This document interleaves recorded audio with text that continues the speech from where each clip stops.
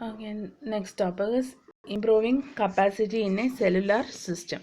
Okay, so how can we increase the capacity inside a cellular system? Next, we are going to discuss that. So, as the when we know the demand for the wireless services increased as we comparing to the early days, right? So the number of channels assigned to the cell become insufficient to support the required number of users. Okay, so at this point we have to provide more channel per unit coverage area. Okay, so just to increase the capacity of the cellular system, we have to use various techniques. Okay, under that, in that, three are the important thing, that is cell splitting, cell sectoring, and zone microcell concept. That is the coverage zone concept. Okay, what is cell splitting? Subdividing a congested cell into smaller cell. Okay, what is sectoring? In place of omnidirectional antenna, we are just using the directional antenna to control the interference and the frequency reuse. Then in this coverage zone concept, that is zone microcell zone concept, it distributes the coverage of a cell and extends the cell boundary to the hard to reach place. Okay, so at the point where it is difficult to reach the coverage, this coverage zone concept will provide the coverage. That is the three methods. Now we are going to discuss it discuss it. Okay, first one is cell splitting. Okay, what is cell splitting? It is just the process of subdividing the congested cell into smaller cell. Okay, just if there is an on hexagonal shell means we are just splitting that cell into smaller cell. This smaller cell are called micro cell. Okay, each with its, and when we divide the cell into smaller cell, each small cell or each micro cell have its own base station, and the antenna height will be reduced comparing to the large cell, and also the transmit power is reduced when we are using the micro cell. Okay, in the large cell there is a base station, and it have the height of that base station is large comparing to the micro cell. Okay, also the transmitting power is also high comparing to the this one. Okay, so what is the main use of cell splitting? It increase the cell, it increase the capacity, since it increase the number of the times the channels are reused.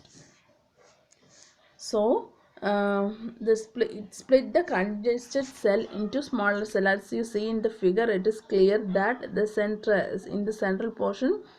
We have just divided the large cell into smallest cell, a smaller cell. Okay, that cell is micro cell. Here we are just reducing the radius r to r by 2. Okay, so it split the congested cell into smaller cell. So the main purpose is preserve the frequency reuse plan by considering these two factors. Reduce the two transmission power. So these are the two factors where we can split the cell into smaller cell. So this is just a figure, just the illustration of a cell splitting with a 3 kilometer by 3 kilometer square. The square box the square box in the figure shows the 3 kilometer to 3 kilometer cell. Okay, so this how the cell is splitted in that is shown in this figure. Okay, just have a note on that.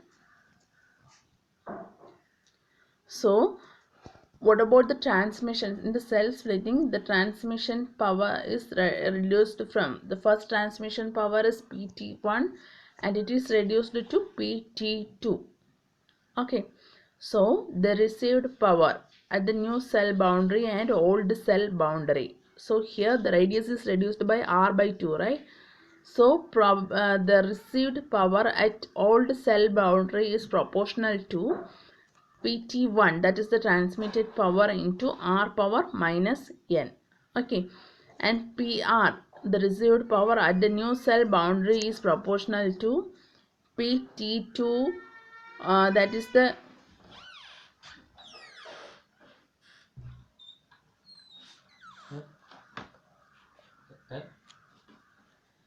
P22 is the new transmission power, okay, new cell boundary into R by 2 the whole power minus n.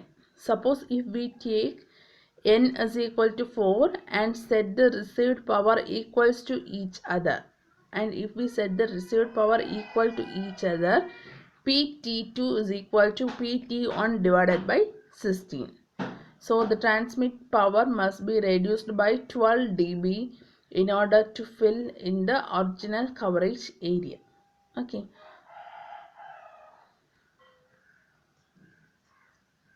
So the main problem here is we are just splitting only a part of the cell. Okay. So here the different cell sizes will exist simultaneously. Also there will be a problem of handoff issues. That is, high speed and low speed traffic can be simultaneously accommodated. Okay, we don't know whether the handoff is uh, provided to low speed user or high speed user, that we can't able to identify. That is the main problem in this cell splitting. Okay, the next one is cell sectoring. Okay, we know in the cell sectoring it is nothing but it decrease the co-channel interference and keep the cell radius r unchanged. Okay, here what they are doing is replacing the single omnidirectional antenna by several directional antenna. Okay, replacing a single omnidirectional antenna by several directional antenna. What is omnidirectional antenna? It just provide the coverage to the whole circle. Okay, as I told in the last class, it just provide coverage to the whole the surrounding of that antenna.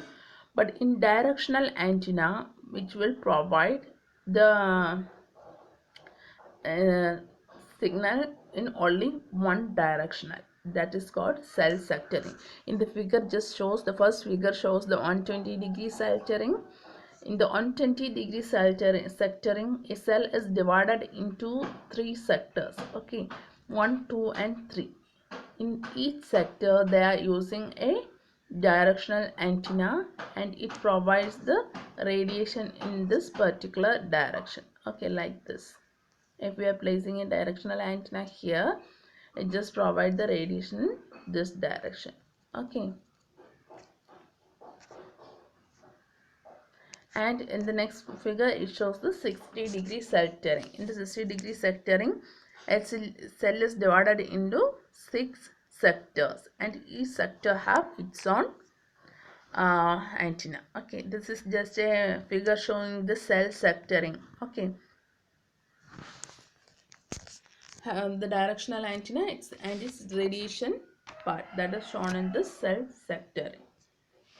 So here in the cell sectoring, the signal to interference ratio is improved using the directional antenna. So using from that we can improve the capacity by reducing the number of cells in the cluster, and this increase the frequency reuse ratio. Okay, and the last one is microcell sound concept. Okay, so in the figure we know it is provided a large circle and inside the large circle there are 3 small circles. Okay, in the 3 small circles the antennas are placed on the outer edge of the cell. Okay, so we are in even when we are placing the antennas on the edge of the cell, so what is the main purpose of this is we are just providing the entire coverage to the entire part, that is the thing here. Okay, so any channels may be assigned by any zone by the base station. Okay, suppose if a car is in the cell means we can we can provide coverage from any of the base station. Okay, so from which antenna this mobile is getting the high power or which strongest signal, it is served by that and antenna. Okay, so the no necessary of handoff, that is no channel reassignment is there, that then switch the channel to a different sound site. Okay, handoff is not necessary, or here it will take automatically. Okay, reduce in, or if there is handoff means it will switch to the different sound site. Okay, it reduce the interference, that is low power transmitters are employed here. In this these three transmitting antenna is connected by using a microwave or fiber optic link. Then it goes to the sound selector. It will select which sounds we are going to use.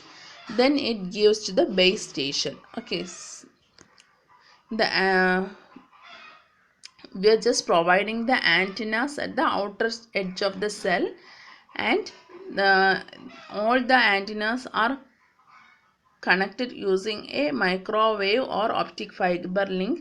Then it is provided to the sound selector, then to the base station. This is just a microcell sound concept figure, how it works. Okay, just various cells dupes together to form a microcell sound concept. Hope you all understand this topic. Thank you.